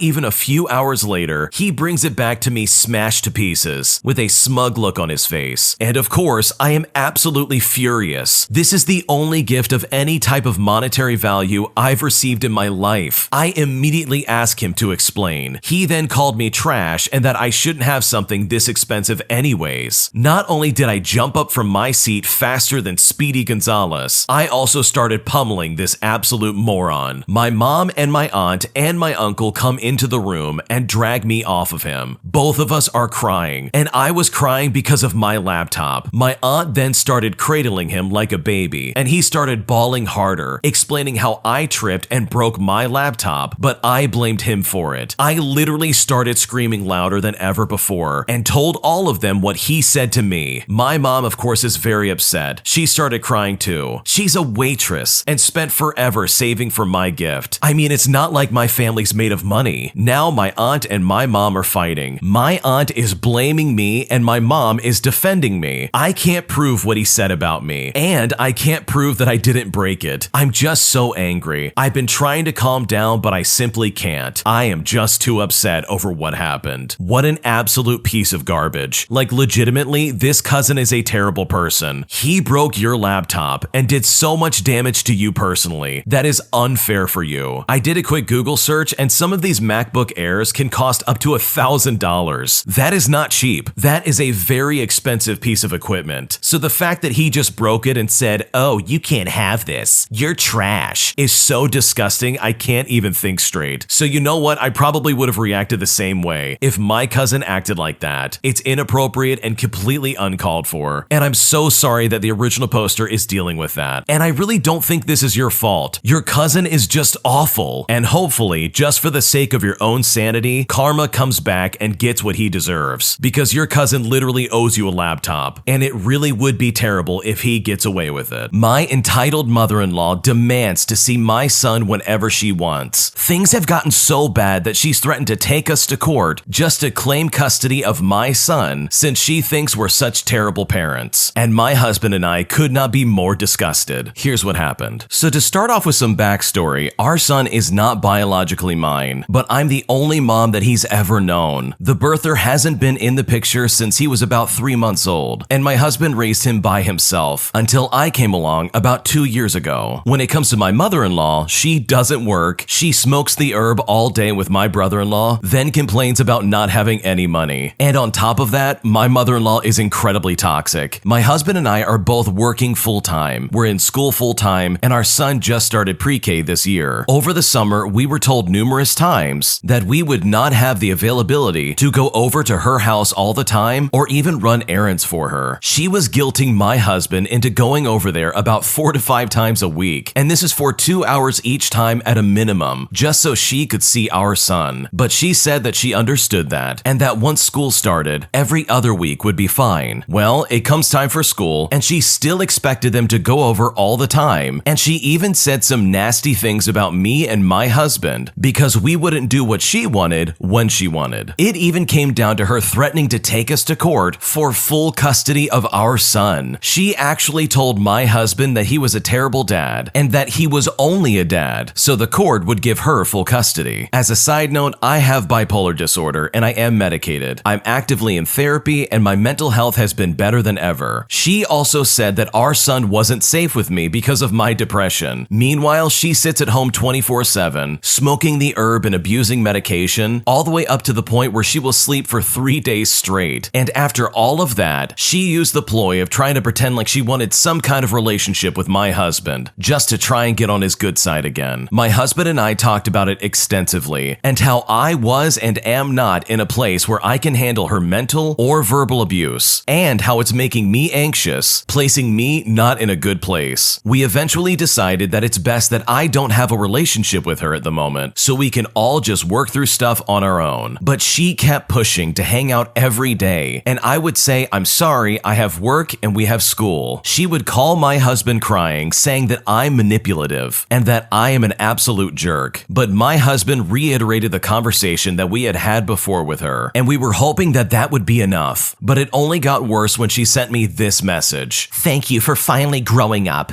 and admitting what I've known this whole time. I've been pushing a relationship with you to get you to grow up and admit that you don't want one. Now this is your fault, not mine. So I think it's best that you delete my number. I think it's best that as far as I'm concerned, you don't exist. And as far as I'm concerned, I don't exist. RJ is my son. Robbie is my grandson. And that will never change. I love them both with all of my heart. And I'm willing to do things that I don't want to do for their happiness. Namely, talk to you. So as far as I'm concerned, I hate you. You are fat and you're ugly and I hate you. And your husband is only with you for your money. So just have a nice life. After that wonderful message, it's now been 2 months of no contact with her, but not without a lack of trying on her part. And funnily enough, my family is thriving because of it. My husband spoke to a therapist about all of this, and he decided at that moment that he is the happiest that he's ever had for not having a relationship with his family, and that this is the best he has ever felt in his life mentally, and I honestly could not be happier for him. What an absolute psychopath. Did she really think for a second she could try and take these parents to court just to take their son away from them? I mean, that's absolutely ridiculous. What kind of person would try and do that? It'd be one thing if they were like abusive parents or something like that, but they're just parents trying to make their way through life. But instead, this entitled mother-in-law literally is just the scum of the earth. Not just with that terrible message that they sent towards the original poster, but also for all the implications of what she was trying to say. I mean, talk about projecting much. She literally just sits around and does nothing all day, and then expects everything just to be handed to her, which is not how the world works, lady. So I'm really happy for the original poster that this lady has cut herself out of their life, and it's so fantastic to hear that they're thriving. Hopefully it can stay this way for a while, and hopefully this weird entitled mother-in-law can get a life and just move on, because the way she's acting right now is absolutely ridiculous. And unless she's willing to change, I honestly don't see this family ever contacting her ever again. Am I the jerk for leaving my boyfriend at the bar after I told him I was ready to leave multiple times? So my boyfriend of 4 months was in a comedy show with his friends at the bar the other night. He asked me to come to the show with him, and I agreed, since I had not been to a show that he's been in for a couple of weeks due to grad school. The show started an hour late, and during the show, my boyfriend said he was going to go home and go to bed, and we agreed to do so once it was over. Also, I started my period near the show and didn't have any sanitary products, so it really was a race against time. Once the show ended, my boyfriend chit-chatted with the other comics, which is what he usually does after a show. However, this time he chit-chatted for an hour, when usually he only does that for like 20 minutes. I didn't mind at first because he kept me a part of the conversations, but suddenly all the male comics leave the group, including my boyfriend, and go into this small room at the front of the venue. When they do this, the rest of the comics leave and the bar staff is locking the doors to close. At this point, I'm sitting by myself in an empty comedy bar in the dark. The bar manager is also in the back room doing whatever bar managers do at the end of the night, and I feel uncomfortable, I'm on my period, and I'm in a part of town that I'm not familiar with. I text my boyfriend that I was ready to leave, and he responded by telling me to wait another 10 minutes. At this point, I'm livid, because at this point, I had already waited an hour. I'm also upset, because he didn't ask me to wait. Instead, he told me to continue waiting for him. I let him know I'll be leaving in 2 minutes, and he can come with me if he likes, and he told me that's okay and I can just go home, and that he will just get an Uber home. I ask him if he's sure, and he doesn't respond to my message. So I go to my car and I pull it up to the venue, and I ask him again if he's coming with me, and he told me to just go home, so I just ended up leaving without him. But then 5 minutes later, he sends me a text message saying he couldn't believe I left without him, and and then he blocks my number and blocks me on social media. The next day, he unblocks me and says that he needs a day to calm down before he can speak to me. I don't understand why he's so mad at me, since he told me twice that I should just go home. Am I the jerk in this situation? Is there something that I did wrong that I'm not seeing here? What should I do? I mean, in my opinion, I don't think you did anything wrong. If anything, you literally did everything right. You texted him multiple times and asked him, hey, are we leaving or not? It's literally been an hour and your set is done. Like, let's get going. And he even encouraged you to go home and said, hey, it's fine, just go ahead and leave. And right as you're leaving, you double checked again. Hey, are you sure about that? And he's like, yeah, go ahead and leave. So for him to then turn around and then freak out and be like, oh my gosh, you actually left, is such a double standard in this situation. It's just not even funny. And it seems incredibly petty as well. Like, there's no reason to act like that in the slightest. If you didn't want her to leave, then say, hey, I don't want you to leave. But I think considering the circumstances, as well as some personal issues that were going on, how can he not understand that you probably need to go home? Because I'm willing to guess that these are probably things you want to take care of at home instead of at some comedy club that's closing down for the day. So if anything, your boyfriend's just being very inconsiderate and incredibly childish. I mean, why would he freak out on you and start blocking you everywhere? That seems like a massive overreaction after he's the one that said, hey, you can go ahead and go home. Not just once, but twice at that. So I honestly would not feel bad in this situation. You are absolutely not the jerk. You did everything you could to make sure he feels accommodated. So if there really is any kind of problem in this situation, it seems like it's your boyfriend's problem and definitely not anything that you did. An entitled Karen freaks out when we don't have any bikes available for her to rent, and I honestly could not be more annoyed. So for some quick essential information, the hotel I worked at rented out bikes, which my fellow hotel workers already know that they fall under the rule of, hey, they're based on availability. Now to the main story. It was a beautiful Saturday summer morning, around 8 o'clock in the morning. I'm in my checkout routine when I see 4 people entering the hotel. You know this feeling when checkout is not even done, and you see a check-in arrive, and you want to roundhouse kick them in the face for interrupting your flow. But once they arrive at the desk, you can't help but turn into an angel of hospitality. Or maybe that's just me. Luckily for me though, their room wasn't ready anyway, so thankfully there was nothing more for me to do for them other than to open the garage door for them so they can park their car. But wouldn't you guess it, they wanted to rent some bikes, which is a case where I can say, sure, no problem. Let me get that sorted while you go park your car, which is when I realized that the guests who had rented the bikes the day before had not returned the keys yet. I did not have 4 bikes on availability. Please bear in mind that 2 of those 4 people had not even reserved a room at the hotel. The group returns from the garage and I say, I'm so sorry, but we don't have any bikes available. But I can provide you the addresses to 2 bike rental shops in the neighborhood. And at this rate, I was hoping this would just solve the problem, right? Well, no, because they called ahead and the nice young men on the phone apparently promised them that they would be able to pick up those bikes when they came in to check in at 8 o'clock on Saturday. Now maybe someone can answer this for me. What is the shiniest golden rule of hospitality? Say it with me. No promises. This is what I teach every new agent that I had to train the second they take a position at the front desk. Don't promise anything. There are no promises. So I explained to them the old availability rule. I can see my words arriving at their ears, bouncing off, and then crashing into my face because they came back and said, well, we were promised bikes. Again, I apologized and said that it seems that not enough keys had been returned for them to rent. The woman of this group, who wouldn't even stay at the hotel, stares daggers at me and demands that I call up the room that has the guest with the keys so that they can actually rent the bikes that they were promised. But I refuse to do that. I am not about to wake up a checked-in guest, but she doesn't care if they are still sleeping. She planned a bike tour, and I was apparently messing everything up. They made restaurant reservations, and they had the whole day planned out with those bikes, which is really backwards in my opinion, because they planned a bike tour with no bikes. It is the usual back and forth, with me defending the current guests that have the keys, while she raises her voice at me. But believe it or not, eventually they give up, and they trot off to one of the rentals that I recommended. But it gets a lot worse when they return 10 minutes later with no bikes, because the shop that I recommended opens up in 2 hours, which is my bad to be fair. Again, the woman who hasn't even reserved a room is yelling at me to call the guest with the keys. But I am sure you know how it is, dear colleagues. Yelling at me is not going to get you anywhere, so I just stand there with my legs shaking and a neutral smile plastered on my face, apologizing and explaining what based upon availability means. minds, hoping that this would be over soon. At some point, I get tired of repeating myself, and I just let her anger wash over me until she realizes I've turned into a black hole absorbing her screams. With nothing else to do, she calls me some terrible words before stomping off to the breakfast room and demands a free coffee. And you know what? After that experience at this job, I really do not miss the drama. How entitled do you have to be to act like that? I mean, there are clearly other options that she can go with where their tour or whatever they're going to do with these bikes isn't going to be completely interrupted. It's so inconsiderate to treat people like this. I mean, you have to lack some serious self-awareness just to not see that you're being crazy. But good for this employee for standing their ground and saying, you know what, I can't help you. Because they're right. If you're going to yell and scream your head off, literally nothing gets done. And if I was in their shoes, I would have done the exact same thing. An entitled Karen demands a specific room in our hotel, and no matter what I tell her, she constantly complains and always requests to go to this one specific room, and it's honestly just super annoying. So we had this regular guest that I haven't seen in a while check in last night. I used to work evenings and I dealt with her a lot. She insists on staying in a very specific room that is right next to the lobby, and sometimes she makes reservations ahead of time, thank God, but other times she just shows up whenever expecting her specific room. She doesn't seem to understand that the room isn't available because she wanders in at odd hours and didn't have a reservation. And anytime that I tell her this, she lifts up her shoulders and drops them with her mouth agape. Today, she came in near the end of my audit and wanted to check into her room. And then she does her classic move of standing there with her mouth open, shrugging her shoulders aggressively. I tell her I can check her into a similar room in the same area, and I'll even do it at a small discount for her troubles. And she doesn't have to check out until the following day. I am literally trying everything I can to make this easy for her. I honestly don't want to deal with her, and I just want my shift to end smoothly, as I'm very tired after working a 12-hour shift. Something clicked and she said okay, and asked when she can move into her favorite room. I tell her I can't approve that because that room is being rented, and if she needs to move, she'll have to pay for another room after 3 p.m., as our cutoff time is 11 o'clock. Alternatively, she can also wait until 3 o'clock p.m., and she won't have to pay for an additional room, and I can just make a reservation for her right now. She knows all of this, by the way, or at least I think she really should at this point. I don't remember all my interactions with her, but they always involve some sort of extended explanation of how her keys don't work, which is always a straight up lie. Like I said, we have similar rooms even in the same area, but she demands that one specific room. Part of her explanation is basically she doesn't like people. For whatever reason, she was rattled by other people being in the same section as her, and I guess for whatever reason this just really freaked her out, and she didn't like people walking past her room at night. In fact, that night, she kept calling saying that she didn't feel safe, and that apparently people were knocking on her door. I rewound the tape so many times, and I never saw anyone knocking on her door. The security cameras don't lie. I kept reassuring her that if she locks her door, she will be fine, and that she can call us if anything beyond guests being in the hotel happens. She kept asking me why she can't move earlier than 3 o'clock in the evening, and I told her the room is rented, but I can put in a request and see where it takes me. She then repeated her terrifying tale, and I was really tempted in that moment to pull her move on herself by shrugging my shoulders and leaving my mouth gaping open like she always does. In the midst of that, my relief finally arrived and peeked in. They took one look at this lady and they waited in the break room for me to finish. I pulled my relief in and I held a conference about what we can do to move her and how she would have to pay for another room if she wanted to move and check in that same day. So eventually she just decided to check in and would ask her pal, our manager, for the room move. After being updated by one of my coworkers, I found out that she has not moved at all, but she did stay longer than we usually allow for a single night's rate. Honestly, this lady's just super annoying, and I really hope I don't have to deal with her ever again. Yeah, that lady does sound incredibly obnoxious. I mean, who goes to a hotel and then requests over and over again to go to a very specific room? I mean, is she like hiding something in the ceiling or something like that? And it sounds like she's a local resident of the area for the most part. Like, the way that she's acting just doesn't really make sense to me. So I really have to agree with the original poster here. This lady definitely is really weird, and I would hate having to deal with her all the time, especially since she is like a frequent flyer of this place, and she's constantly in there going for her room. So hopefully the original poster can avoid this lady in the future, because she sounds incredibly weird, and I don't blame them for not wanting to be around them. Today I messed up by letting an elderly homeless man who reminded me of my grandfather sleep in my car while I was at work. work. And as a result, he stole some of my stuff and left a note saying he was sorry. And I honestly feel pretty stupid. So this mess up happened 2 days ago. I met this old guy at a camping site, and it turned out that he is also a car dweller. It was very surreal to meet someone that old living in their car. Nonetheless, we had a good conversation, and he told me about his wife who sadly passed away and how his life just fell apart. We parted ways the next morning. I bumped into him at night at the gas station about 2 weeks later, and he looked really tired. He told me his car got towed, and he has been sleeping on the sidewalks, just really anywhere he could, and has been harassed, mugged, as well as other terrible things. So he hasn't gotten any actual good sleep. And at this point, I felt bad for him, especially with how cold it is. And I told him that he could sleep in my car with me just to get some kind of sleep, and that he will feel better in the morning. He thanked me so much that he even had tears in his eyes. We drove to a parking lot, shared my dinner, and got some sleep. In the morning when I had to go to work, he was still sleeping, so I just drove over to where I work. This guy didn't wake up at all, and I figured that he was still tired as it was pretty early. I decided to just take my keys and leave him in the car, leaving him a note. I also left him $10 so that he could get a bus when he gets up and be able to go wherever he needs to be. My work is also really not that far away from where I met him at the gas station, so I hoped I at least didn't inconvenience him too much in trying to get back over there if that's where he needed to be. But this is where the mess up happens. During my lunch, I went to the car as I usually have my lunch there, and he wasn't around. What also wasn't around was my blankets, my pillow, my suitcase, and some of my clothes and my shoes. And my camping gear was also gone. I might have thought of many possibilities that maybe it wasn't him because my car was unlocked, but then I noticed the note I had left for him had some extra writing on it, and it was clearly from him, as the word sorry was written on the note I left. So it looks like I'm not getting that stuff back anytime soon. What a terrible situation. I mean, first off, this guy's incredibly brave. He let a homeless guy sleep in his car while he was in work, and they basically slept at the same time in the same car, and this guy doesn't even know this guy in the first place. Like, that's really brave in my opinion. You try to do a good deed, but it just completely backfires on you, and that honestly really sucks, and it's just unfair for you. You showed this guy a lot of kindness and a lot more trust than I probably would have done. There's no way I would sleep in the same car as some old man that I don't even know. So for him to just turn around and steal all your stuff is just completely inappropriate, but also not completely unexpected. I mean, you don't even know this guy. I know he reminds you of your grandfather, but trust me, and clearly he's not that guy. So hopefully you can replace all that stuff and at least get your bed back, because that just really sucks to have that taken away from you. And maybe next time if you're gonna help out some homeless guy, at least be a little bit more safe about it. I mean, this guy literally could have taken everything from you, and I honestly think you got pretty lucky in this scenario. My entitled dad is demanding $15,000 for a new truck, but I'm refusing to give him the money because he is notorious for never paying people back. And now he's furious, claiming that I owe him the money for this truck because he had to raise me all the way up to adulthood, and I honestly could not be more upset. Here's what happened. So for a little bit of backstory, my dad is very entitled and thinks that everyone owes him something. He borrows money from people, but more so from his family. His brother, my uncle, has loaned him thousands of dollars for loans for stupid stuff, like a new car that he bought, only for it then to get repossessed by the bank. My uncle has also given him money to fund the divorce from my mom and to pay for his bankruptcy. In fact, because of my dad, my aunt and my uncle no longer speak to him or my sisters or myself anymore because my dad borrowed so much money from them just so he could pay off his debts or buy a new car, and he never paid them back, so they cut off all contact with us. I guess their theory is sins of the father or something like that. To my dad, my aunt and uncle are basically jerks because he thinks that they shouldn't hold a grudge and that family helps family, but my dad literally screwed them out of thousands of dollars, so I don't blame them for cutting him off. Anyway, my dad is now a retired truck driver. When he was still working, he was driving the company-owned truck and wanted to make more money, so he needed to buy his own truck. He tried to do this once before when I was graduating from college, and wouldn't you guess it, he ended up losing it for not making payments. According to him, it was because he wasn't making enough money. So, several years ago, before my husband and I got married, my dad called me out of the blue one day, and he was asking me how I was doing. For some context, I had just started a well-paying job at the same hospital where my husband works. We were both making good money, and we were saving for our wedding at the time. While we are not rich, we are keeping our heads afloat, as most millennials are trying to do right now. We do not own our own home, but again, our money goes towards our household items as well as all of our house payments. We don't have kids, so sure, it might appear that we are rich in some way, but again, we pay our debts, and if there is anything we want to do, like go on a vacation or buy a new gaming computer, we do put our money away to save for it. So with that out of the way, my dad was asking me about the new job, and I naively told him that it was great and that it was really paying well. And once I told him that, that's when my dad sprung on the opportunity. He said to me, "Well, I'm just wondering, do you think you and your husband can give me like $15,000 to make a down payment for a new truck? I'll promise I'll pay you back right away." And when he said that, my mind was blown, because this was my aunt and uncle situation all over again. I told him, "I'm sorry, Dad, but I can't do that. We're putting money away to pay for our wedding." And he thankfully said okay and said goodbye and hung up. And after that, I thought that was the end of the discussion. But no, this literally was just the beginning. I later get a string of nasty text messages from my dad saying that I should be able to afford it because my husband and I are apparently rich, and I should be able to part with that kind of money and give it to him. He then tried to rationalize my life away with my husband by saying that we don't need to have a nice wedding and that we can just downsize our life with our living situation. I responded to his text and told him again, absolutely not, telling him bluntly that if we give him this money, we will never see it again. And when I said that to him, it really upset him. He didn't like that for a second and responded that I apparently owed him because he raised me and put me through college. But what he's saying is a complete lie. He didn't put me through college. The U.S. Department of Education put me through college. The most he paid for was gas money to come to my college graduation. He sent me text after text with his sausage fingers, trying to tell me off and to convince me to give him the money, but I absolutely refused to do so. After this conversation, my husband and I absolutely agreed that we will never loan my entitled father any kind of money because we know for a fact that we will never get it back. My husband and I have now gone very limited contact with him, and honestly, it's probably for the best. This entitled father is absolutely ridiculous. I mean, did he really think that he was going to get any kind of money from his kids after they have seen him not pay back their uncle and their aunt? I mean, did they really think they would not remember the way he treated them and the money that he basically stole from them? Like, that's just ridiculous in my opinion. And you know what? If I was in the original poster's shoes, there's no way I would give any money to this dad. He does not sound reliable, and you can bet he really would never pay them back. It would just be one excuse after another, just like he did with his own siblings. So good for the original poster for putting their foot down, because you know what? You've got a wedding to pay for, and you can bet that your dad won't pay for a single cent of it. So there's no reason to give up your hard-earned money. Today, I got yelled at for flagging down a drunk customer, even though they were absolutely past their limit and we had to call the cops on them. And I am honestly thinking about quitting my job because of how poorly management has treated me. So this recently happened this past Saturday. I started at a new restaurant for me almost 2 weeks ago. It's a Hooters-like restaurant. For the most part, I like most of our patrons. I've never been tipped as well as when I started working where I am now. Enter the day of the Baylor game. So I go into work Saturday afternoon, and the Baylor American football game is on. And I honestly don't remember who they played, and I couldn't really pay attention to the game because of the next guy that came in. And this guy was something else. The encounter started off innocently enough. The hostess sat the guy down, brought him a menu, and told him someone would be with him very shortly. I come in and I do my thing. I pour on my brand of kindness, and this guy orders something simple enough. Some French fries, onion rings, wings, and some beer. I do my usual job of keeping the wings and other stuff coming when he requested more. As the game went on, the guy was getting drunker. Eventually and finally, I saw enough, as this guy was starting to get belligerent, and I had to flag him down. For those who are unfamiliar, flagging means that the customer cannot be served more alcohol. I walk over to the bartender, and I tell him that the guy at this table has been flagged. This guy then gets so incredibly angry. He starts screaming at me. Other servers and patrons start looking over in our direction, and it gets so bad that someone calls the cops. The guy is screaming at me and is screaming for some kind of manager to help mitigate the situation. He then tells the manager to make me unflag him so he can keep drinking, but the manager refuses to do so. Eventually, after much back and forth, the cops finally come in and take the guy away. And despite this incredibly jarring experience, I try my best to continue to serve out the rest of my shift like nothing happened. So my last hour starts, and the game's over by this time, and a few servers and I sing happy birthday to a boy who just turned 10 years old. After we were done and were getting ready to go back to our sections, the front of house manager asked 2 servers to take care of my section for about 15 minutes or so. I then get asked to come back to the back office, and once I go back there, I get ambushed. I get yelled at for the job I've done so far, and I get yelled at for flagging an obviously drunk man who wanted to threaten me. They told me that I'm the worst server that they've ever had and that I'm just not doing what they expected. After that, I left the office and I went back out and I finished my shift. I'm honestly not sure what to make of management or my coworkers. I don't think management is crazy about how I interact with customers, even though I'm doing everything they ask me to do. And I don't think my coworkers, aside from my friend, are crazy about me working there, because I get more tips than they do, even though I do as much work as they do, and my reviews from customers, for the most part, have been very good. I'm already thinking about quitting, and that's strange for me to say, but I'm not liking being treated like I've never served a table in my life, even though I have close to 4 years of experience as a server, and I honestly know what I'm doing. What would you do in my situation? Was I right to flag the customer when I did? What should I do? I think you absolutely did the right thing. This guy clearly had way too much to drink, and he was starting to get belligerent. I mean, the cops had to be called just to calm him down. Like, this is absolutely not your fault. If anything, the fact that management is doubling back and they're saying, no, what you did is bad, even though they defended you and said, no, we're not going to unflag him, is really, really hypocritical in my opinion. They were there. They saw it all go down. So for them to stand on the sidelines and point fingers like that and be like, it's your fault, it's not our fault, is really ridiculous in my opinion, and not fair in the slightest. So I really don't blame you for wanting to quit and get away from these people. Because let's look at the alternative. What if you did just do nothing and you let this guy get even more drunk? Who knows how angry and violent he could have become? I think we saw a very brief glimpse of that when he basically threatened you and said these terrible things about you. So no, you didn't do anything wrong in my opinion. You did exactly what you need to do to not only preserve yourself, but also the place that you work at. I mean, I can only imagine the scene this guy caused when he freaked out in some drunk tirade. So if you do decide to quit, I think you've got some good reasons to look for another job. Because based on what you've described, management absolutely sucks. And you can bet they'll probably try to throw you under the bus again later on. So if you do decide to stick around, then definitely be on your guard. Because it doesn't seem like these people have your best interest in mind. And I think you need to remember that moving forward. My boyfriend threatens to leave me unless I make $11,000 more a year by a certain date of his choosing. And I honestly don't know what to do. I love the man I am with and have wished that he would propose to me for years. I have been with him for 8 years in total. We usually got along really well, and we have very similar views on most things. We think alike in many ways, and I find him very attractive. I have known in my heart that I am very devoted, as well as a faithful partner to him, but I just don't think he feels that way about me. I brought up marriage again the other day, and he says he does not want to marry me because he doesn't want to involve the government, and that it's just a piece of paper. He also started calling me superstitious even for wanting to get married, but I said I want to do it because it's romantic and it's symbolic. I'm worried he's afraid of commitment to me, but he claims he is committed because he's been with me for 8 years. A small issue that's cropped up is that I was the first one to tell him that I love him after 2.5 years of being together, and I hoped that he would do it because he was so unsure about me, while I was so sure and enthusiastic about him in the beginning. I gave up on that and I just said it myself. Another issue is that he will never allow me to drink at home or when we go out to eat. On my first trip to Paris, I asked him if it was okay for me to get a drink with dinner, and he said no. I really enjoy drinking, and it's just a shame that I cannot do it at home or even when we go out, because he chooses not to drink, not even a single sip, because he thinks that it's unwise, so he won't let me do it either. The thing that bothers me the most, though, is that he will look at women in such a suggestive way, and this happens wherever we go, even if they happen to be the next door neighbor, which did happen for a while, but thankfully she moved out. When I bring this up, he gaslights me, saying he's just looking at people around him, and he isn't looking at them because he finds them attractive. But with that in mind, he does not stare at anyone but young, attractive women, so I honestly think he's full of it. It really hurts me every time it happens, but he says he's not staring them down, and he won't stop doing it. Also, to clarify, if I started to show any kind of interest in any men, or even looked at a man in the way he looks at some women, he would definitely be upset. I also see that he clicks on girls on Twitch who are just there to make money selling their bodies, which honestly really bothers me. Pretty much much the only thing I am doing wrong in his eyes is that I make $49,000 a year, but he says that I need to make at least $60,000 by a specific date or he's gonna walk out on me. Another issue is I don't like my ribs being touched for inexplicable reasons, and he has known this for several years, but last night during a massage, he tested his fingers on my ribs, which I told him many times not to do during a massage, and this bothered him enough that he started looking for apartments right afterwards and said it was very upsetting to him, claiming that he might be moving out because of this. There have been other issues this past weekend, but that's the thing that pushed him over the edge. I apologized shortly after, saying that I'm really sorry, but I just have an aversion to having my ribs touched. I have struggled with this a lot. I love my current job. I can work from home doing it, and it is not stressful in the slightest. I am fine with the amount that I'm making. He wants me to make more because we live in a big city, which is very expensive, which is also entirely his fault. I would prefer to live somewhere cheaper, but he will not move to the suburbs and wants to be here for his job. It bothers me because I feel like I'm reduced to my income. He has never supported me in any way, and I would never expect him to. He also would never give me a cent of his own money or ever get a bill, even though he makes more than me, and I'm okay with that. I'm now wondering if it's even possible for this guy to have real feelings for me, while saying that he's going to leave me if I don't find a job that makes me at least $60,000. Also, as a note, I'm not qualified for any $60,000 jobs, so I honestly would not even know where to start. I have a college degree, but it did not make me qualified for a high-paying job, as I was a liberal arts major. I'm honestly just so confused, and I really don't know what to do. In my opinion, you've got a lot bigger issues than how much money you're gonna make. This guy that you call your boyfriend for the past 8 years is a piece of garbage, and he's being very manipulative towards you, and he's being honestly just completely awful. Like, the way you're being treated is absolutely unfair. So he's really gonna walk out on you unless you make $60,000? I mean, what kind of man would push that on his girlfriend all of a sudden? And the fact that he crossed a boundary that you didn't like is his reason for looking for an apartment just to move out is honestly ridiculous. And that's just some kind of tactic that he's using just so he can manipulate you further. I mean, this guy's terrible. Not to mention the fact that he's checking out other women constantly. So if I was in your shoes, I would take a good hard look at this relationship, because based on what you've described, this honestly does not sound healthy. And I really think some changes need to be made if you ever want to find any kind of happiness in this relationship. My entitled coworker is an absolute nightmare who is constantly brown-nosing the upper management and always trying to find reasons to get somebody fired. And I'm so glad that I never have to work with her again. So this happened back in 2016. We hired this girl who at first seemed really nice. She handled guests well, and she picked up the job pretty quickly. And I have to admit that at first, I did have a bit of a crush on her. After a while though, it became fairly obvious that she was a bit of a narcissist. She started having trouble coming in for her first shift on time, which as the auditor at this hotel that I worked at was unbelievably annoying. Then she started expecting me or the early housemen to have coffee prepared for her the way that she liked it by the time she walked in, which was a major red flag right there and then. She soon decided that brown-nosing the higher-ups was the way to go, and it paid off for her greatly. She was soon promoted to front office manager. About a month into her being the front office manager, she not only started demanding her prepared coffee, but said that if she wasn't here by 7:30 in the morning for her shift, she wanted someone to go over to her house to wake her up, which is also not gonna happen. There was no way I was playing this game with her. She was moved over to second shift when her tardiness became too much of an issue to ignore. But of course, management spun it, as she was needed to handle more guest complaints that would come in during the evenings. While she was on the desk, she would have her AirPods in and always be on a video call with her boyfriend. She would hide the AirPods under her hair, but her calls would last 10 hours or more, and often he would be asleep on the phone. She admitted that she was doing that, as well as tracking his phone to know where he was at all times. To make matters worse for him, while he'd be sleeping, I would come on duty at 11 o'clock, and she would promptly say, "I have to go help a room with their TV," and then flounce off and be gone until 12:30 or 1 o'clock in the morning, and then come back with her hair and her clothes completely disheveled. So it was pretty obvious that she was not being subtle, if you know what I mean. We tried reporting her for fraternizing with guests a few times, but since she was so far up management's you-know-whats, they did nothing about it. But then, out of nowhere, she then decided to get up and move back to her home country of Jordan with no notice, and did not return to the US for more than than 4 months. She was supposedly fired during this time, but as soon as she came back, management actually rehired her. But this time, it wasn't in a management position for now. She realized she needed to get back to brown-nosing in order to get back in good standing with management, so she made a big show of asking to be cross-trained in all departments. One night, she was training with me, and in between dealing with guests who were very upset, she revealed just how much of a nut job she really is. Because she told me, unprompted mind you, about how whenever someone yells at her and she gets mad, she apparently gets pretty violent and will start throwing objects. She even told me that she's torn up her parents' houses on multiple occasions because of some kind of argument that she would have with her mom. I sent her home as soon as I could because she was way more than I wanted to deal with, but she soon became openly antagonistic to me. Soon enough, the brown-nosing paid off again, and she was promoted to supervisor. She soon went on a warpath, not just towards me, but towards most of the desk, and also the lead salesperson at the time. She, as well as the salesperson, would have actual screaming matches at each other on almost a daily basis. It got really petty too, as we would later find out. She would also try to write up a lot of people and have disciplinary meetings with them by herself, even though she had no authority to do so. She tried that a number of times with me, even presenting me with physical write-ups on notebook paper, which I flat out told her she couldn't write me up, and there was no way I was going to cooperate with her power trip. Thankfully and eventually, a new front office manager was brought in, and the supervisor stuck it out for another month before she decided it was too much of an insult to her that she didn't get her old position back. And once again, she disappeared to Jordan with no notice. This was about 2 months before the pandemic hit and lockdown started to roll out. Since then, we found her journal, where she would document every perceived transgression every member of staff made against her, including documenting the times of the salesperson's arrival as well as their departure from work, just so they could try and get them fired. I have heard that she ended up marrying the dude she was always keeping tabs on, even though she was definitely spending some quality time with some other guys while she was here at the hotel. I still occasionally get guests coming in and asking if she still works here, to which I say no, she was let go, and they would act very disappointed that she couldn't come up to their room and help get their TVs taken care of, which honestly is just gross. So thankfully, she's probably never coming back, and I'm so glad that I never have to deal with her ever again. What an absolute piece of garbage. I can't stand dealing with coworkers like that, the kind who brown nose like crazy just to try and get ahead, and then once they get this small little bit of power, they act like complete psychopaths and start punching down, which is really inappropriate in my opinion. Also, main management for that hotel really sucks. This lady literally left for 4 months and didn't say anything, and then she comes back and still gets promoted back to manager. I mean, how ridiculous is that? If I was in the original poster's shoes, that quite literally would have been the last straw for me. I would probably put my 2 weeks notice in after that and explain to management that they don't know what they're doing and I'm not working under these conditions. Because I mean, look how she acted. This lady literally was trying to get people to go to her house just to wake her up, simply because she might be too lazy to figure out how to get to work on time. And that's just absolutely atrocious. So it's really good to hear that the original poster doesn't have to deal with this lady anymore, because she sounds like an absolute nightmare to deal with. And if I was in their shoes, I would probably go nuts having to deal with that lady on a daily basis. My entitled mother is demanding the house I'm living in that was given to me by my father who passed away. And despite walking out on my family 16 years ago, she's suddenly only coming into the picture so she can make a quick buck. And I honestly could not be more upset. Here's what happened. So a few years ago, my father passed away due to a sudden and short battle with cancer. My father and I have always been on good terms. He made a lot of mistakes along the way, but I do believe he believed his intentions were good. Just the impacts he made were definitely not. He had a learning disability, and while I hold many scars, I hold no resentment towards him for making mistakes. We had talked about it a few times, and he did show remorse for the effects he caused, and we ended up growing closer because of the open and loving communication. My mom, on the other hand, left us when I was 8 years old for a different man in her life. This man treated me terribly, as well as my siblings and my mom, and in turn, it made my mom's behavior towards us a lot worse. Thus, the frequency and intensity of incidents definitely increased as well. I've lived with my father for my whole life, except for maybe a 6-month period out of state, where I stayed with a friend, which was always intended as a temporary situation. Though I did plan to move into my own place when I came back, things didn't pan out with the pandemic. Shortly into the pandemic, my dad went to the hospital because he thought he had COVID, but it turns out out he had stage 4 cancer, and they said there was nothing that they could do. He had the option of some treatments, but he declined them, and he passed away shortly after. He didn't have a will, but it was always his intention, according to his family, that the house would be given to me. One of my siblings is a STEM major in college, and the other married into a wealthy family, and I'm the youngest. So his intentions were to ensure that each of his children were taken care of after his passing. I've taken care of the house for 3 years and some months now. I've handled every bill. I've even gotten a roommate who is now a loving member of my family, as well as a partner who has moved in and has been helping me renovate the house. We've been making a home for our family in the home my father wanted me to do so in. It makes me cry often at how much I wish he could see the progress on the house and how much progress I've tried to make personally in growth. Fast forward to last month, and my mom is asking me for the mortgage account details all of a sudden. I was already sketched out as to why she would be asking for that, given that she lives across the country and only calls me really to complain about her sister when she's drunk and to berate me for being a lesbian. I called her and I asked her why she wanted the info, and she actually said to me that it was to prepare for when she comes back to the state and refinances the home. I stood there with my jaw dropped and I didn't even know what to say. 3 years of running this house that my dad left me, building a home for my family, and now my entitled mother was trying to say that the house is hers whenever she cares to come around and try and claim it. I've done some digging, and it turns out when they got divorced, my dad removed her from the loan, but never removed her from the deed. So once he passed, the county transferred ownership of the deed to her automatically, instead of into the estate like the rest of his assets. I know this is the standard procedure from what I can tell, but given the context of our family, she has no rightful claim to the house, I feel, only a legal loophole claim. My father was gravely emotionally wounded by my mother years ago, all because of the abuse that we endured, only for everything to come together with her cheating on him. He would not want her to have his home, but without a will and him gone, there's no one who can truly verify that, aside from getting statements from his family in civil court. I don't know why he never took her off the deed, whether it was a poor strategic decision in case he passed before our adulthood, or if it was a lapse in his memory. I should also specify she has a home already, but specifically, she wants this house. She and my dad bought the home in 2003, and she left in 2006, and has lived elsewhere ever since. She yelled at me saying she put so much work into this house, with her trying to claim some kind of ownership over it, despite the fact that she's never been there. She lived there for 3 years, all while cheating on my father, and has been gone for 16 years, but still believes she has a rightful claim to the house. Obviously, I'm already in the process of getting legal help. However, I just need to vent about this. It's been making me lose sleep, it's giving me panic attacks, and it's making me emotionally unstable. I went the way of finding my own family and being family-oriented in the context as a result of my childhood abuse. So I take it as a very serious responsibility and the purpose of life to protect and care for my family. And my abuser is now coming back to try and rip the home we've built up away from us. This house is the living image of my father. He worked countless hours in unimaginable labor to ensure this was our family home. I've always, since becoming an adult, had a large distance between me and my mother due to the things she's done, and I maintain contact mostly as a fear of what she could do if I went no contact. But if she goes through with this and tries to take this home, whether she succeeds or not, I will never forgive her for trying to destroy my family's home. Again, maybe I'm the one being entitled here, and my drive to protect my family and myself from her is overpowering my ability to think rationally. It's so hard to get 10 words into thinking about this without being overwhelmed, and I honestly don't know what to do. I think that we can all agree that the entitled mother in this story is an absolute piece of garbage. She cheated on her husband and was abusive to her family for several years, and then walks out on everybody's life for 16 years. I mean, how tragic is that? And now, out of nowhere, now that the dad has passed away, she wants to come in and claim this house, which is absolutely so low. I really feel so terrible for the original poster in this story. They've obviously found their own family, and they have worked hard to build up the house that they were given. And honestly, in your legal pursuit, I really hope you come out on top, because you've clearly shown that you care for this house, and that this lady literally only came in to probably just make a quick buck and then leave once again. Like she has no interest in this home or anything like it. But you, on the other hand, absolutely do have an interest in this home. You want to build this up and keep your father's memory alive, and I honestly don't blame you for that. So hopefully all of this works out in your favor, because from the sounds of it, your entitled mother really does suck. suck, and she absolutely, in my opinion, does not deserve this house. My ex-wife, after leaving me for 3 years, wants to come back into my life and help raise the 3 kids that she walked out on, all of a sudden out of nowhere, and I honestly don't know what to do. So for a bit of background, I'm a 40-year-old male, and I met my ex-wife, who's 39, in college when I was 19. We dated for 8 years, engaged for 2, and were married for 8. Before marriage, we had both agreed for not wanting any biological children, or children really in general. After we got married, we were still in agreement that children were not in our future plans. I even had a vasectomy to make sure that didn't happen. We were adamant on not having children. We wanted to live together, just the 2 of us. Everyone on both sides of our family knew of our decision, and though some of them insisted, later they didn't care as much anymore. So for 8 years, we were happy. Well, as happy as a married couple can be. Our communication was great. I mean, I believe that she was my soulmate. We were together a total of 18 years. I knew her like the back of my hand. I loved her with all my heart and soul. Then comes 2019. My sister and her husband unfortunately passed away in an accident, leaving behind 3 young children, aged 7, 5, and 10 months. It came down to a situation of who would take care of these kids. My brother-in-law had 2 sisters, but they had multiple kids of their own, so it didn't seem feasible. As for his parents, unfortunately, they were already deceased. That left my side of the family. My parents could have taken the children, but they are on the older spectrum and well beyond their child-caring days. So that left me, the only sibling. And of course, the other option was foster care. And you have to understand that there was no way in the world I was going to let that happen. So I took the kids. Now, their parents had been responsible financially, so taking the kids isn't much of a financial burden. Their college funds have been somewhat taken care of. So really, I just need to focus on their upbringing and providing for them. Before taking the kids, I spoke with the wife. I laid out the options and why they weren't feasible and why I needed to take them in. My wife agreed that foster care wasn't an option when I was in a position to take care of them myself. However, she also said that she couldn't stay married to me once I took these kids in. This came as a shock and a surprise. There is a reason why my ex-wife doesn't want children. However, I don't feel that it's my place to divulge that information, so I won't. But to say the least, I understood and I accepted. But given the situation, I was hoping that she would at least understand. I even suggested therapy to get over this hurdle, but she declined. She said that she had therapy in the past growing up, and that is actually how she reached the conclusion that she doesn't want kids. So therapy was off the table. My wife left and we ultimately got a divorce. We parted on amicable terms. The kids came to stay with me and have stayed with me for the past 3 years. In those years, I had to put my heart back together again. I had to be a father. Things weren't easy, but we're in a good place now. Fast forward to 2022, and my ex-wife invited me out for coffee and asked if we might try again. Once again, I was in complete shock, and I could not believe what I was hearing. When we finally did meet up, I asked her, what changed? Why now suddenly after all this time? She explained that she regretted the divorce, and she has regretted it for the past 3 years. She even went to therapy like I suggested, and she now wants to try and make this work again. Now, due to my profession and my new role as a father, I didn't have time to meet anyone. Honestly, I just couldn't. I wasn't ready to move on, but I was stunned and hurt, and the resentment from the past 3 years just came at me all at once. I wanted to laugh, to cry, to scream, but I just sat there. In truth, I can't say she completely abandoned me in the past 3 years. She would call every odd month, short conversations just to ask how I was doing, as well as how the kids were doing. She even bought them Christmas presents and would sometimes talk to them on the phone. Just shorter conversations, basically encouraging them not to give me too much trouble and that they should be good kids. The kids are familiar with her, but she hasn't exactly been a constant in their life. With her coming back and asking for another go, I don't know what to do. Do I still love her? Yes, absolutely. I'm still angry with her for leaving, and I still don't know if I want her in mine and the kids' lives. She's amazing, the best human I've ever met, but she hurt me deeply. She left when I wish she would hold on just a little tighter. I want her back, but is it the right thing to do? I'm a father now. I can't just think about myself. Do we just start over by getting back into dating? I mean, she might not like this new version of me. I have changed. I'm different now. I'm a father, and my priority is my niece and nephews. I'm so confused. I haven't been sleeping well. I wish that she wasn't such a decent human being so I could at least hate her. I wish we didn't divorce so amicably so that this could at least be an easier your decision. I just wish she went to therapy sooner and that she had not left in the first place. What should I do? This is a messy situation because literally she walked out on you in one of the most distinctly impactful moments of anybody's lives. Like, these 3 kids were on the verge of going into foster care, and this guy was just doing the right thing to try and bring him in and say, hey, let's try and figure this out. And instead of being an adult and jumping on board, she just ditches him and says, okay, I gotta go. I mean, personally, that's just insulting. And now, after 3 years and you're finally settled into this role of being a dad, she suddenly wants to come back into your life and start dating and be involved again? I mean, what happened to her hating kids and not wanting kids at all? It's just incredibly unfair to you as well as those 3 kids who very easily could have had a female figure in their life that they could at least call mom, but this lady decided she didn't want any part of that. But it's also especially tricky because you know her and you do love her and you guys separated on good terms. It's not like you left and one of you hated the other person. These 3 kids need stability in their life, and unless she's willing to step up to the plate and be involved in these 3 kids' lives, I would personally be very uncomfortable with bringing her into the mix. My long-distance boyfriend lied to me for a year and a half about his living situation, and now I think I'm losing feelings for him. I met my boyfriend through similar interests online. We have been together for long distance over a year and a half. A month ago, I moved halfway across the world to be with him. I was so sure about it. I left my friends and my family back home, all of them, and it honestly seemed like the timing was great. When we first started talking, he seemed like a perfect friend, and down the road, we developed feelings for one another. We spent hours and hours together every day on video calls. We met in person and spent 2 weeks together. I have always been super honest and open with him because I have been hurt so badly in the past. I told him all about it and how my greatest value lies in exactly that, being open and honest, as well as communicating and not playing mind games, not reading between the lines or anything like that. That was my main thing I was looking for, and I was very clear about it always, and I have always given him just that. The first week after I moved here was pretty terrible. It was stressful and sad, and I felt strangely horrible, like I sensed that something wasn't right. So after a week, we visited his parents, and I found out he has been lying about living alone for the entire time I've known him, and made up so many stories just to keep it a secret. He told me he lived in an apartment, was paying rent, and had some roommates, but he made all of them up. He made up one in particular, told me about his nationality and how annoying he was. He lied about visiting his parents every once in a while. He made up that they lived just about 15 minutes away from him. He always muted the call whenever one of his roommates wanted to talk to him. He didn't even tell me about how his parents wanted him to be with someone else, and so on and so on. So many little lies over a year and a half just to hide the fact that he was actually living at home with his parents. And the worst thing is that he didn't tell me about it, and I don't think he would if I didn't recognize his parents' place on my own. In fact, during our long-distance relationship, he never wanted to show me the apartment he lived in because he was so embarrassed that his roommates might see him. He told me how he was embarrassed, and even his friends didn't know about it. But now I found out all of his friends knew, and I was the only one he lied to. So that was another lie right there. So now I'm questioning everything I have ever known about him, because if he kept this a secret and lied about it since the beginning, I don't know if there's anything else he might have lied about as well. The crazy thing is, I wouldn't even care about him living at home in the first place. It's the lying that got to me so badly. I'm confused and I'm hurt. It feels like he trapped me here in a way, pretended to be an open book about everything so I would finally get here. It feels like I've lost the version of myself that loved him. He still is a great friend, but I can't feel anything more than that. I feel distant and cold towards him. He was the only familiar thing in this new country, but now even he doesn't feel familiar anymore. Am I the bad person for slowly losing feelings and trust in him? Because that's how I'm starting to feel, and I feel so guilty because of that. But I just can't force feelings no matter how much I want to. Is this year-and-a-half long lie a big thing for me to be concerned about? Am I crazy for losing feelings? And please be understanding. I have punished myself enough for being too naive and for going to this too soon and not with enough caution. What should I do? It took me to the end of that story to realize that she moved countries for this guy, just to find out the hard way that he has been completely lying to her. And this isn't some small lie. He quite literally made people up that he lived with just to cover up the fact that he lives with his parents. Which, by the way, fun fact, that's not that unusual and it's not that big of a deal. There are lots of people people who are in their 20s that live with their parents. And as long as you're doing your part in providing for yourself and paying bills and stuff like that, I really don't see any problem with that. So when it comes to this guy, and the fact that he lied for so long about this situation he's in is really a big red flag in my opinion. And I think the original poster already knows this, but moving to another country for some guy just to be with them after only a year and a half is such a crazy thing to do all of a sudden. I mean, they said it themselves, but I really have to say that they really should have thought through this a little bit better. But with that in mind, you are not a bad person for this situation. Your boyfriend lied to you, and I can completely understand where you're coming from, where you feel like he kind of tricked you into this situation. So hopefully it's easy enough to get back home if that's what you decide to do. Because having your boyfriend lie to you for over a year and a half is not something I would take lightly, because that's a huge breach of my trust, and I personally would really be reconsidering all of my circumstances if I was in your shoes. Today I messed up by getting assigned in a group project with a class member who is constantly sending me memes, and now my professor has some questions, and I'm not sure what to do. So basically, I am in a business class, and our midterm group project had randomly assigned groups. This is important for context because of the garbage that happened to me because of that. So I was assigned to a fellow classmate by the name of James. That's not his real name. I've never talked to James and basically knew nothing about him. Everything was going fine with our project, and he surprisingly is pretty good at getting stuff done. But basically, we met in the library after class to finish up our project last Tuesday. He started talking about random stuff that I frankly do not care about. Stuff like politics, religion, the NFL. One of these things was about how our professor was someone who we couldn't trust, and I should have known some garbage was about to come up when he sent me a picture of Pepe the Frog, a popular meme. I was so confused, but basically, he went into this story about how our professor and this girl in the front row might be spending some quality time together or something along those lines. His reasoning was because she answers a lot of his questions in class, and according to him, she seems like the type that would do that, which is honestly ridiculous. I think and I want to believe that he was kind of joking, but I really don't think that what he was saying was okay. Anyways, after that conversation, I just brushed off this crazy dude's comments and just finished up with my work. I go to our class on Thursday, and this kid keeps sending me memes all class. I had our group DMs open on my laptop, and I'm 100% sure this professor saw one of the memes. And basically, one of these memes popped up on my computer screen in the middle of class, and I'm pretty sure I just ruined my reputation. And the meme basically described how the professor was going to fail everybody except for the girl that he was supposedly spending quality time with, which again is completely ridiculous. And worst of all, I know for a fact the professor saw it, because this professor sent me an email after class saying he wants to meet me in his office to discuss some of the messages that he saw on my laptop when he passed by me. And one of those messages was one of the memes that basically made fun of him. And at this point, I'm freaking out because I don't know what I'm going to say to my professor. I'm also worried because this is worth 35% of our grade, and it would really suck if all of that hard work we're putting into this assignment gets taken away from me by some edgy troll that I'm being forced to team up with for this project. I'm pretty sure I'm just gonna rat this moron out so I can hopefully be fine and preserve my grade. But this is why I honestly do not like group projects, and I just hope that I don't fail this one. This situation absolutely sucks, because your group project member is basically some edgelord who really needs to get off 4chan once in a while. I'll spare you the details, but the one meme that this guy sent about this professor is pretty unkind, and it definitely has some negative stereotypes associated with it, and that's all I'll say about that. So in my opinion, I think self-preservation really should be your main goal, so I completely agree with your approach. I don't think there's anything wrong with spilling the beans to your professor and say, hey, my class member is sending me really weird messages, and this is stuff that he just so happened to send to me, and you can prove it with receipts and everything associated with when and how he sent it. I think just remember going into this meeting that you did not do anything wrong. You did not consent to have these weird messages sent your way, and I think that if you just explain yourself to your professor, you can hopefully come out of this without your grade being affected by this weirdo. So hopefully this can work out for you, because group projects in and of themselves suck enough as it is, and it would really be terrible to have one of your group members drag you down and ruin your grade. My entitled mother demanded my entire life savings of $10,000 just so she could hire a lawyer to get my brother out of prison, and when I refused, she threatened to take me to court to get all of my money. Here's what happened. So to give some context so people don't get too confused in this story, I am 18 years old at the time of this happening, and the This all happened about 3 years ago. My brother went to prison for doing some very bad stuff, and my mom wanted me to pay a lawyer for my brother on my own dime, and my poor dad was in the middle of all of this. So one day, me and my parents all woke up one morning to go visit my brother in prison. As for what he was in for, I will just say that he got in a fight with someone. So we all went into the car to go visit my brother in prison. When we got there, we learned for some dumb reason, only my parents get to visit my brother. So when my parents went to visit him, I was forced to wait in the police station waiting area. After about 40 minutes of waiting, my parents came back. I asked if we were ready to leave, and my mom said yes, but also added that we needed to talk about something in the car. So me, my mom, and my dad all got in the car, and my mom asked me the craziest question I've ever been asked in my life. She said, "So, honey, I know you've got like $10,000 or more in your savings, and I want to know if we can use your money and we'll pay you back." Now, keep in mind, I have been working hard since I was 14 years old just to get at least $10,000 in my name. I do not go out of my way to hide the fact that I have my own money aside from my parents. So when my mom politely asked me for $10,000, I politely told her no. The reason is, for one, I do not deserve to suffer for my own brother's idiot mistakes. My brother is always stealing money from me and everyone in this family. I do not like my brother for multiple reasons. So with all that in mind, when I told my mom no, she started screaming at me and my dad. She threatened to get a lawyer involved and make me give her all of my life savings. I asked her if she had enough money to get a lawyer, why not use it for my brother? My mom then doubled back by saying, "Never mind, you are just so selfish." Then she went on this giant rant about all the things that she does for me, just trying to guilt trip me into giving her my life savings. And all of this so that my brother could have a lawyer. But you know what? He's still just gonna be in prison. While my mom was yelling at me, my dad tried to calm her down. Eventually, the yelling gets so much for me and dad, we both chose to take an Uber ride home and leave the keys to the car with my mom. Of course, my mom was yelling at us in public on the sidewalk in front of a police station, while me and my dad just walked away. My dad and I got home with Uber, and my dad called my mom on the phone. While my mom was yelling at my dad on the phone, my dad said to her, "Look, it's his money. His brother being in prison is not his problem, and he worked hard on getting that money." My mom eventually got home and didn't say a single thing to me, and after that altercation, we were not on speaking terms for almost 2 weeks, till finally we got the news that my brother's public attorney was able to prove my brother was not guilty. My mom finally came to me and she said, "I'm sorry." But even though she said she was sorry, I was still mad at her, and I gave her the silent treatment for a whole month. As of today, my mom and I are on speaking terms, but I will never forget the way she treated me. How crazy is that? This entitled mother actually thought she was gonna get this kid's life savings and try and use him to pay for some lawyer fee that she was clearly too cheap to do herself, which is honestly just ridiculous. This kid worked for several years just to get that amount of money in his bank account, and this lady wanted to siphon all of it away in an instant, which is honestly so unfair. So good for this original poster for putting their foot down and saying enough is enough, because if I was in their shoes, I would have done the same thing. It's good that they're now on speaking terms with their mom, but you know what? I bet they'll never forget the way they treated them, because being treated like that is absolutely ridiculous, and there's honestly no good excuse for the way this entitled mother was acting. An entitled Karen speeds past me at 60 miles an hour, all while I'm trying to get my kid dropped off for school, and as I'm trying to leave, this lady tries to claim that I almost hit her car, when in reality, she was just going way too fast. Here's what happened. So I was driving into the neighborhood where the school is. The lady behind me really wanted me to speed up, but we were about a quarter of a mile from the school, and the streets are small, so I just let her tailgate my car for about a block. I turned left, and she had to stop at the stop sign, so I figured our little moment was over, but I could not have been more wrong. When she finally took the turn, I was halfway down the street to the school. I checked my mirror, and I was relieved that it took her so long to turn, because I get stressed out when people tailgate. I'm not generally a slow driver, except when I'm driving half a block away from an elementary school at drop-off time. Well, this entitled Karen apparently had a point to make, because she gassed the heck out of it and zoomed down the street. I was worried she was going to zoom past me on this small street, so I move over a little to the left. This crazy Karen gassed it more and went past me at around 60 miles an hour, rolled through the stop sign, zoomed in front of the school, blocked someone's driveway, and left left her car sticking into the street, blocking 2 different ways of traffic. And after doing all of that, she went into the school with her daughter. I was so angry that I didn't want to speak directly with her because I knew I would have been a jerk and not gained anything useful. So I did the next best thing and I spoke with the parking volunteers, as well as the office, about possibly getting some safety officers at the corner, just so this kind of thing doesn't happen again. I went back to my car, and right before I took off, she drove next to my car and actually started yelling at me. This entitled Karen was trying to claim that I almost hit her car and that she had to drop her daughter off for school, which is all just really ridiculous. My retorts explaining that we were all doing the same thing and that the 8 seconds she gained in the final quarter-mile stretch is not worth putting everyone else's kids in danger. But that didn't matter to her because all my complaints were drowned out by her admittedly impressive filibuster skills, and it de-evolved into one of those pathetic parents inappropriately yelling at each other in front of the school scenes that you really wish you weren't a part of. I'm honestly pretty ashamed that I wasn't the better person, and I can't get it out of my head, but man, all I could see in my head was some poor kid getting rammed by her for no reason other than her sense of entitlement just to try and get her kid to school on time. Hopefully that never happens, and hopefully next time she'll just slow down. In my opinion, if now is ever a good time to buy a dash cam, I don't know what is. Getting a dash cam and setting it up can record instances like this and basically be your witness against this crazy entitled Karen. I mean, this lady tried to claim that you tried to hit her car, when in reality, this lady was screaming past you going 60 miles an hour, and this is all just to drop her stupid kid off at school. I mean, come on, that's just unbelievably inappropriate. But with people like that, usually karma does come around and bite them in the butt. So hopefully that does happen eventually, and this entitled Karen is put in her place for driving incredibly too fast and for being unnecessarily aggressive. My best friend is being hostile towards me after I said I couldn't spend quality time with him in a casual way, if you know what I mean. And now I don't know what to do. I'm a 22-year-old female and my best friend is a 22-year-old male, and we have been close best friends for over a year now. We're both in college, we met last year, and became really close very quickly. We used to do everything together, grocery shopping, movie nights, etc. This even came to a point where people thought we were a couple. He has done things in the past that have made me think that he's interested in me, like kissing me on the forehead, going out of his way to comfort me, picking me up and spinning me around, stuff like that. But in tandem with that, he also sometimes makes comments about how he's not attracted to me, or essentially implying that he thinks he can do better than me. It's been a very stressful semester for the both of us. We both have been dealing with some family issues, and I've been having some health problems. And to top it all off, it's my final semester. And recently, he's been having some comments towards me that are very mean, rude, or passive-aggressive, which understandably have been hurting my feelings. I've expressed this to him and he apologizes every time. A couple of weeks ago, he drunkenly kissed me. We talked about this the next morning and decided it was a bad idea to risk our friendship. A few days later, he told me he was interested in spending quality time with me, if you know what I mean. We talked about it, and he said he was not interested in a relationship with me, and I told him that I couldn't spend quality time with him in a casual way without adverse effects on my mental health. We then mutually agreed that it was a no for both of us. We then kissed throughout the rest of the night, and that was it. Now he has been continuously making those comments to me, ignoring me when I ask him to hang out, and just overall being not a great friend to me. The comments have gotten worse since we had our talk, and despite expressing how they make me upset and him apologizing, it's still going on. I'm worried that he's lashing out at me because I essentially rejected him. I also think it could be that he's dealing with a lot right now and is just taking it out on me, but I can't keep handling the meanness. It's giving me anxiety and it's affecting my mental health. I'm not sure if I just let him continue on or if I should comfort him or just distance myself entirely. He is my best friend and I don't want our friendship ruined. What should I do? This story is crazy to me because this guy legitimately wants to have casual quality time with this lady without having any kind of relationship involved. And I hope you're catching on to what I'm insinuating without actually saying it. First things first, this person needs to understand that this guy is an absolute piece of garbage. He is only acting this way towards you so that you can spend quality time with him and he won't have to have some kind of relationship tied down to him. Like, he's a grade A piece of garbage, and you need to see that first and foremost. He does not view you as a friend, like at all. Maybe you do on your end, but if he's going around and he's saying these mean comments towards you, all because guess what? You said no, let's not do that, then in my opinion, that's not a good friend. He clearly was just using you for quality time, and that's absolutely horrifying. He's a horrible friend. He's not a good friend at all. I mean, there's an obvious pattern here, right? Like you tell him that no, we're not going to do this, and then he turns around and becomes this absolute nightmare of a person, saying all these mean, passive-aggressive things to you, and it's probably because he feels rejected, like he couldn't get exactly what he wanted. It also sounds like he kind of love-bombed you a little bit. I mean, you guys basically were a couple. He was kissing you on the forehead, you're going out to have movies together, he's picking you up and spinning you around. You two were practically a couple. You've kissed, you've made out, even if you're just a little bit inebriated. So maybe he thought this was like a good time for him to be like, hey, let's do this casually. And that's just really messed up in my opinion. If I was in your shoes, I would dump this guy to the curb almost immediately. This is not a good person, especially if this is how he reacts to you telling him no. So I honestly think you can find better friends than this, and you really should not have to put up with this for another second, because he clearly has ulterior motives, and you could do a lot better than this in your life. My best friend has been limiting contact with me for over 2 years now, and now seemingly out of nowhere, they suddenly want to borrow a large sum of money from me, and I honestly don't know what to do. So I have had a friend for many years now that I would consider very close friends with me. I helped her plan her wedding, we spent time at each other's homes, we did things together with our spouses, and we even took girls' trips together. We were even there for each other when we each lost a parent. In other words, we were very close friends. Then about 2 years ago, she began not responding to my text messages for weeks at a time, and any phone calls that I sent her way went straight to voicemail immediately. On the rare occasions that we did talk, she just blamed it on being busy and promised that we would catch up very soon. Then I found out from a mutual friend that she had left her husband. I, of course, tried to get in touch, telling her I was there for her if she needed to talk or whatever, but I honestly got no response. I got in touch with her husband just to ask if she was okay, and he just told me I needed to talk to her because he was left in the dark himself. He came home one day and she and her adult son and his girlfriend had moved out of the house. I tried to get in touch with her and I texted her sister and her mother. Both of them told me I would need to talk to her, and they said they had very limited information themselves. I continued sending text messages and offering my support and a shoulder to cry on. It was one of those situations where if she needed anything, she could just let me know, but I heard nothing from her. The last text message I received from her was last Christmas. It just said Merry Christmas and nothing more. This year I have tried reaching out to her several times, but I've gotten no response. This morning I received several text messages from her where she is basically asking to borrow $5,000 from me, and she needed this money so she didn't get evicted from the place that she's living in. And to top it all off, she said she would try to start paying me back early next year. The last I knew, all 3 of the people that were living there, my friend and the 2 other people living there, were all working full-time jobs. She wasn't very forthcoming about what happened, as well as how it got to this point or anything. When I tried to ask questions just to better understand, she just said she didn't want to talk about it on the phone. I even offered to meet with her in person to talk about it, but she just kept asking if I would be able to loan her the money. I could probably come up with the money, no problem, but it would cause me quite a bit of trouble. I would have to make partial payments on certain bills, and I would have to pay some interest on some of those bills as well. I just am conflicted about all of this. If I don't loan her the money, I am fairly sure our friendship would be over for good. But on the other hand, I feel like the friendship might already be over. So I'm honestly at a crossroads. Should I risk loaning her this money? Am I trying to save a friendship that is already over? What should I do? There's a lot going on in this story, but first and foremost, does the original poster really think they have any kind of friendship with this person? I mean, they've been ghosted for almost 2 years. This person intentionally cut off basically everybody in their life. Their husband, their family, their friends, everybody's on the outside looking in, scratching their head saying what happened. And then out of nowhere, after you've made several attempts to reach out, she's like, hey, can I borrow $5,000? And then when you try to find out more details to see if this is worth your money, she's being super vague and saying, oh no, I can't meet or talk about it. I just need the money. That to me is a massive red flag. I honestly don't think there's any friendship to salvage. This friend has clearly changed over the last few years, and she is not the same person that you remember. And I think you need to remember that going into this, because in my opinion, I really don't think you will ever see that money ever again. You're gonna give that to her and then she's just gonna disappear again. Maybe that's not the case. Maybe you know her better than what I'm assuming, but that's at least my initial instinct. And I just don't think you should ignore that. So I think if anything, just proceed with caution. I really would not give her any money until you figure out what actually is going on and get all of the details, as well as maybe getting something in writing saying that she's going to pay you back in a timely manner, or at least setting up some kind of time frame in which she can give you your money back. Because $5,000 $5,000 is a lot of money, and it honestly would be such a shame for that to just disappear overnight and for you to get taken advantage of from somebody you used to call a friend. My boyfriend makes me feel incredibly alone, as he is never attentive to my needs and doesn't do anything to help me in my life, despite always telling me that he loves me and that he's there for me. And I'm honestly not sure what to do. So I am going through very difficult times right now. Life is just really scary, and the problems are piling up, and I am struggling. I am trying to fight, but I am overwhelmed. I already have rejection issues from being the black sheep of the family, and I have strained relationships with my parents. My boyfriend tells me that he loves me and that he is there for me all the time, and he is really good about repeating it and making sure I know. But here's the issue. It doesn't feel like he is alone. I feel like I am fighting the world alone, and then sometimes I tell him about what's going on. He is never willing to make any adjustments in his plans and routines to accommodate my needs. He never lifts a finger to help me. Tonight, I was overflooded with sadness about everything going on, especially in my life, and I had a really bad episode. I didn't want to burden him, so I suggested that we talk it through some other time. He was the one that insisted that he was there for me, and he pushed me into talking to him. However, he was completely unengaged. He was uninterested, and even sighed with annoyance once while I was talking. It seemed like he was just mechanically performing his boyfriend duty, just filling the form and doing what he needed to do. It was also about 10 o'clock p.m. when he cut me off abruptly, because he needs to go to sleep to get up early for work tomorrow. The conversation didn't come to a natural end at all. I couldn't help but feeling much worse and lonelier after the conversation than before it, despite how many times he repeated that he was there for me. We have been together for a couple of years now, and he never ever helped me with anything. Sometimes it almost feels like it is important for him to avoid ever helping me. I was trained in this relationship to never lean on him for anything and to fight my battles alone. But here's the thing. I love this man the way I couldn't imagine ever loving someone. I believe him when he says that he loves me, but I feel like I don't have a man that I can lean on, and that will protect me. But in contrast, I honestly feel like I'm fighting my battles alone. Like we are not a couple supporting each other, but two people leading separate lives and then telling each other about them on the side. What should I do? I'm honestly really surprised that your boyfriend is being this distant. For context, her boyfriend is 42 years old and she's 28. That's a pretty big gap between the two of you. And it's also really weird that he wouldn't be there more for you in your time of need. I mean, clearly you're going through a hard time right now, and it sounds like he only listened to you, just like you said, just to try and do his boyfriend duty instead of actually caring about what's going on. But with all of that in mind, I'm honestly really surprised that you've even stuck it out by staying with this guy. I know if I was in your shoes and I felt like my partner was treating me like garbage and basically ignoring my needs and wants and wasn't taking what I'm saying seriously or anything like that, I really would be miserable. So I can completely understand where you're like, it feels like I'm doing this all alone. Because in some respects, I think you are doing this alone. Your boyfriend is just not involved in the slightest. He can say that he loves you and that he cares about you, but the way he's acting says completely otherwise. And this really seems like a case where actions really do speak louder than words. So hopefully this can all work out for you, because you really do deserve to be supported in your relationship, because otherwise you might as well just both be roommates. My friend constantly hits me, and it's starting to bother me, and I really don't know what to do. So me and my friend have been friends for about 4 years. In those years, I've realized that our friendship wasn't going to last for that long. Something she tends to do is to hurt me physically if I make a small joke about a boy she's crushing on. These jokes aren't offensive or harmful towards her at all. Using her fist, feet, elbow, you name it, she tags me with one of them. In earlier years of our friendship, she would be considered the popular or the known girl that everybody likes, and she still is that to this day. I was the complete opposite. I was shy, quiet, and barely anyone knew me, only until I began hanging out with her. So a few days ago, we were talking on the topic of boys that we knew, as well as who looks good and who we find attractive, stuff like that. Then I mentioned one boy who she claims to hate, but deep down I knew she liked him, and she was clearly in denial. I make a silly joke about her and that boy, and then she slaps me right across the cheek. And this slap was hard, and the other people heard the slap sound too. My cheek felt as if it was burning, and I've never seen her react this way. She immediately began apologizing to me, saying, "Sorry, it wasn't meant to be that hard." This also isn't the first time that this has happened before. There were more occasions just like this, and those times I didn't even make jokes to cause her to slap me. Not once have I ever retaliated and hit her back, because she would get angry and hurt me even more. I have a bruise on my shin from one of her kicks, and it's still visible to this day. me, even though it was 4 months ago. Classmates tell me to stay away from her, but that's impossible because we live in the same residential building, meaning I have to see her every day. Like I said earlier, she's one of those popular girls that everyone likes. Since I'm her friend, students would decide to like me too. If I stop being her friend, then others will go against me and they won't hear my side of the story because they'll already be siding with my friend due to her popularity. I honestly feel so lost and I really don't know what to do. Honestly, the original poster needs to put this in perspective. They would rather get hit, kicked, and pushed and slapped than have some kind of safety in their friendships. Like, that is not healthy in the slightest. I don't care how popular or known this girl really is. I don't care if everybody likes her. The way she is treating you and physically attacking you is completely inappropriate, and that needs to stop. And most importantly, you should not have to put up with that. I mean, that's honestly ridiculous. And sure, friends can have a play fight or some kind of iteration of that, if you will, and it's usually okay and it's completely fine if it's mutual and you're both kind of in on the joke, if you will. But it sounds like this is a very one-sided situation that cannot be retaliated against or commented on. And that, in my opinion, is not okay, because this no longer goes from just being a joke between friends, and this now enters a territory where she's just straight up assaulting you. And genuinely speaking, you don't need that in your life. So I really just would not take this sitting down. You don't need people like this in your life who are going to mistreat you and expect you to just sit there and take it. I mean, you said it yourself. You've had a bruise on your leg for 4 months. I just would not be okay with this if I was in your shoes. And you know what? Popularity is very temporary. Her popularity eventually will fizzle out. And I really think you're being too hard on yourself. If you stop being friends with her like you're insinuating, I don't think everybody would just turn on you automatically. That really just seems very ridiculous. So if I was in your shoes, I would definitely push this person away, because anybody who slaps or hits you and it's not a joke or some kind of mutual exchange, in my opinion, is not a good friend. And you absolutely do not deserve that in your life. An entitled, spoiled brat destroys my property and threatens to have me and my family evicted, all because we told them to get lost. And I honestly could not be more upset. Here's what happened. So for context, my childhood was spent growing up in Dubai in a villa compound, which is basically like a mini gated community of 16 odd villa homes that each have a private back garden that then converges into a large shared space with a pool, social area, foliage, and other things. Now, as a result of this, everyone got to know their neighbors very well due to the shared social space, and as most homes had kids, we'd all play together in the pool. Now, there was a particular family with two very entitled, spoiled children who we will call Anna and Francis, which is not their actual names. They had to have been at least 9 at the time. These little turds were well known for causing trouble in the community, and they were generally well known for being extremely entitled. So one afternoon, my younger brother runs into our house, having been playing in a group with some other kids, including Anna and Francis, and he was very frustrated. He announces to me that Anna and Francis are currently in our private back garden, ripping the heads off of flowers. I, of course, go outside and find the two little gremlins, ripping apart plants and kicking our hedges, all whilst being supervised by their nanny, who spoke very little English. I looked at them and I started shouting, "What do you think you're doing?" Anna then looked at me and said, "Go away. We can do whatever we want." I responded by saying, "Stop that right now. Get out of our garden." The nanny just stood there with a vacant expression on her face. So I walked up to her as the kids are still destroying our garden. I say to her, "Excuse me, aren't you going to do something about this?" The nanny looked at me and said, "No, they do what they want until dinner time." I looked at them and I said, "This is our garden. Can you please make them just leave?" But this time there was no response besides vacant blinking. So naturally, my younger brother and I turn to the gremlins and very firmly tell them to stop and get out now. And I start to usher them towards the exit. This is when Anna drops some serious threats. Anna says, "My mother owns this whole compound and we own your house, you jerk." I responded by saying, "No you don't. You can leave now." Anna then doubled down by saying, "We own your house. We can break anything we want. We can do anything we want.